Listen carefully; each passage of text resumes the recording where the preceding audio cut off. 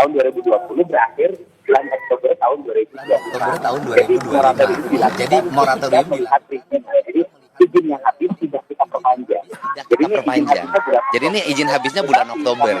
Tetapi karena ini peristiwanya terjadi saat ini dan Dinas SDM Provinsi sudah beberapa kali memberikan surat peringatan tentang bahaya pengelolaan tambang ini. Tetapi kan kalau langsung menghentikan kan kita tidak bisa. Nah untuk itu maka tadi malam kami sudah mengeluarkan sanksi administratif dalam bentuk penghentian izin, pencabutan izin dari tambang ini. Ini kan dikelola oleh Koperasi Pondok Pesantren. Koperasi Pondok Pesantrennya bernama Al-Azhariyah. Dan kemudian di samping ini ada dua lagi kan, ada dua tambang yang sama yang dikelola oleh yayasan. Jadi tiga-tiganya sudah kami tutup tadi malam. Pak, ini tapi kan informasi dari warga ternyata nggak cuma terjadi sekali kecelakaannya, tapi beberapa sebelumnya sudah pernah terjadi. Iya, masih bisa dapat izin, Pak? Izinnya kan tahun 2020, saya belum jadi gubernur, Mbak. Artinya dari pihak Pemprov sendiri, apa keterangan yang disampaikan dari pihak Pemprov? Ya, ada sejak ke situ begitu? Bukan, gini, izinnya dikeluarkan tahun 2020. Ketika izin dikeluarkan tahun 2020 kan saya tidak bisa mengomentari. Izin yang 2020 kan saya menjabat 20 Februari tahun 2025 gitu loh. Kalau sejak saya memimpin sangat selektif dan bahkan saya sejak memimpin tidak mengeluarkan lagi izin tambang. Bahkan menutup. Kalau menutup saya banyak. Berarti untuk total berapa? Sudah berapa yang ditutup? Nanti tanya kepala SDM ya. Kalau saya satu-satunya yang tapi beberapa tambang yang kemarin kan di Kerawang sudah saya tutup.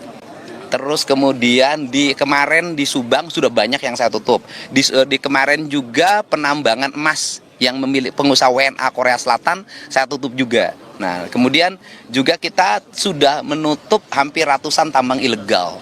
Dan akan kita konsisten terus kita laksanakan penutupan di berbagai tempat dan Pak Kapoldanya relatif tegas. Seminggu yang lalu kita tutup tambang yang ada di Tasik. Dan mungkin dalam waktu dekat kita lagi memproses pidana penambangan di Tasik. Jadi sudah banyak langkah yang kita lakukan dan peristiwa ini peringatannya menurut keterangan Kepala SDM-nya juga baru kan, sudah berapa kali diingatkan oleh Pemprov Jabar. Pak, sedikit Kang, ini kan korban mungkin saja ini kepala keluarga. Ya. Banyak keluarga yang terdampak. Oke. Bagaimana dari Pemprov? Yang pertama bahwa korban ini bukan hanya pegawai. Tetapi ada pedagang asongan, kayak barusan punya anak 3. Terus kemudian juga ada mungkin sopir, mungkin kenek. Maka keluarga-keluarga yang ditinggalkan karena peristiwa musibah ini, kami menanggung biaya hidup untuk anak-anaknya. Kemudian juga kami sudah menyiapkan santunan untuk keluarganya. Tetapi juga saya meminta pada pengelola tambang untuk segera melakukan langkah-langkah penanganan sosial terhadap mereka yang jadi korban. Kan tambang di sini untungnya sudah banyak. Kan harus ada sikap untuk memberikan bantuan dan tanggung jawab terhadap korban. Bagaimana jawabannya prosedur penanganan atau seperti apa untuk? Kalau saya sih mengatakan, karena saya 3 tahun yang lalu sudah ke sini, tambang ini tidak memenuhi syarat sebagai pengelola tambang. Karena 3 tahun yang lalu saya sudah datang ke sini dan saya sudah menyatakan waktu itu tambang ini mohon ditutup. Karena jalan Pak tetap. Saya kan waktu itu belum jadi apa-apa Pak, gitu loh. Pak, terkait air, Pak Gub, terkait sungai yang tercemar ini gimana Pak Gub untuk Ya begini, kan aspek pidananya nanti biar Polda yang mendalami. Pidananya selain dilanggarnya standarisasi K3, juga misalnya aspek pencemaran. Kemudian kan ini Yayasan Kopontren. Benarkah Yayasan Kopontren ini benar-benar digunakan untuk kepentingan pondok pesantren atau tidak? Atau hanya menggunakan baju Kopontren saja? Nah, biarkanlah itu penyidik yang melakukan pendalaman terhadap itu. Tugas saya hari ini adalah satu ya, bersama-sama tim Basarnas untuk melakukan pencarian korban sehingga bisa ditemukan lagi. Yang kedua, memberikan tanggungan terhadap keluarga yang ditinggalkan dari sisi aspek sosialnya. Kemudian yang ketiga, mendorong agar perizinannya tidak dibuka lagi dan itu sudah dilakukan. Yang keempat, melakukan recovery lingkungan termasuk mencari pidana lingkungannya apabila terlanggar. Kang, artinya ini setelah adanya kejadian ini seluruh aktivitas tambang di Gunung Kuda akan ditutup? Semuanya sudah di malam sudah ditutup. Berarti permanen atau gimana? Tidak akan saya buka lagi. Berarti permanen? Ya sudah, tidak akan saya buka lagi. Pak Gub, untuk terkait pemulihan kondisi sungai yang akhirnya menyebabkan para petani harus... Ya itu akan kita recovery ya, karena kan PR kita terhadap kerusakan lingkungan di Jabar itu banyak ya. Dan tindakan kita ini kan kadang-kadang berhadapan dengan masyarakat itu sendiri yang menginginkan tambang itu ada. Tetapi bagi saya hari ini saya lebih memilih konservasi, pengelolaan lingkungan, penyelamatan lingkungan daripada sekedar ekonomi. dampak kerusakan sudah berapa hektar pada sini luasan penambangan di 3 yayasan ini? Ini kan yayasannya 30 hektar seluruhnya. 30 hektar. Ya kita setelah ini juga kita akan manggil perhutani ya. Ini kan perhutani ini banyak sekali areal-areal hutan yang berubah menjadi areal tambang. Padahal kan perhutani ini adalah perusahaan pengelola hutan, bukan pengelolaan pengusaha tambang. Ini kan lagi-lagi dulu perkebunan itu menjadi PT sewa tanah. Nah sekarang perhutani menjadi PT sewa lahan untuk pertambangan. Nah ini perusahaan yang BUMN yang aneh-aneh ini segera memperbaiki diri. Ini dosa ini. Pak, sebelumnya ini lahan perhutani, Pak. Ini perhutani, Pak. Saya mau panggil perhutaninya dan paling utama tata ruang. Saya minta Pemda Kabupaten Cirebon untuk segera melakukan perubahan tata ruang. Dikembalikan kembali tata ruang ini menjadi kawasan hijau, bukan kawasan pertambangan. Kang, akan mulai hari ini fokus dengan alam dan lingkungan. Iya. Apakah nantinya juga tidak hanya tempat ini yang akan ditindak, tapi juga tempat-tempat lain? Saya kan sudah sampaikan, sudah berapa ratus di Jawa Barat tambangnya yang saya tutup. Dan saya akan konsisten pada sikap itu, termasuk kebijakan saya misalnya, kebijakan pembangunan berbasis bambu. Itu kan sesungguhnya saya lagi mengamankan Jawa Barat dari eksploitasi sumber daya alam. Pak Gub pada tahun 2001 kan Pak Gub pernah mengungkapkan ini cocok untuk jadikan lokasi wisata Pak karena dianggap indah. Iya waktu itu kan karena kan waktu izinnya kan sampai 2025. Dari sisi aspek kewenangan kan saya tidak boleh mutus izin di tengah.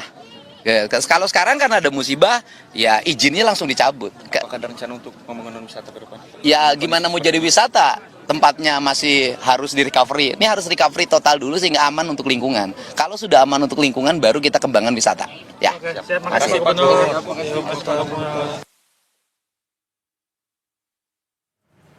Itu tadi keterangan yang diberikan oleh Gubernur Jawa Barat Deddy Mulyadi terkait dengan musibah longsor yang terjadi di Galian C Gunung Kuda Kabupaten Cirebon. Ada sejumlah informasi yang tadi disampaikan bahwa Deddy Mulyadi selaku Gubernur Jawa Barat sudah memberikan surat peringatan untuk tambang sebelumnya dan juga tambang ini sudah diberikan sanksi. Sanksinya adalah pencabutan izin.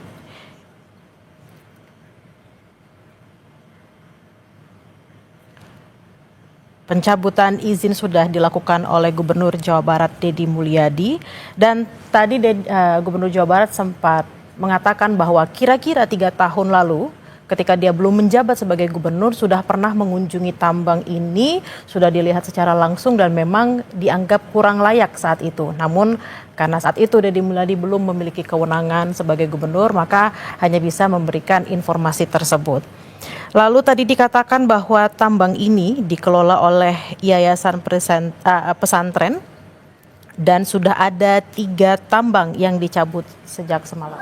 Dan nyawa orang yang hilang itu kan bukan hanya persoalan dan ini bukan satu, jumlahnya sangat banyak. Untuk itu penambang harus bertanggung jawab terhadap peristiwa ini.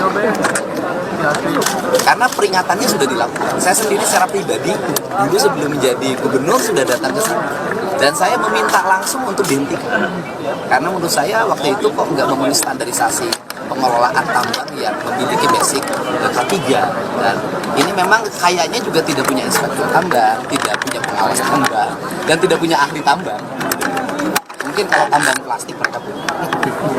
Pak, ini izin masih bisa dibuat sampai Oktober. Namun katanya sampai Ya kalau gini aja kan sudah menimbulkan problem. Ya kalau sedang problem ya cabut. Resiko yang saya cabut mereka gugatan PT UN. Ya nggak apa-apa itu resiko. Pak, biar kejadian ini tidak terulang lagi Pak, ini apa perlu? Pokoknya begini saja deh, sejak saya memimpin, kan saya sudah mengeluarkan surat edaran, larangan alih fungsi lahan, pertama kan. Kemudian yang kedua, meminta kepada SDM dan Dinas Lingkungan Hidup melakukan moratorium terhadap izin pertambangan. Yang ketiga, kita sudah menutup ratusan tambang ilegal, dan Polda Jabar sudah memproses pidana beberapa tambang ilegal. Dan yang berikutnya adalah moratorium tidak ada lagi perpanjangan izin pertambangan di Jawa Barat. Cukup kan? Cukup. Ada yang lebih tegas dari ini tanya? Oke.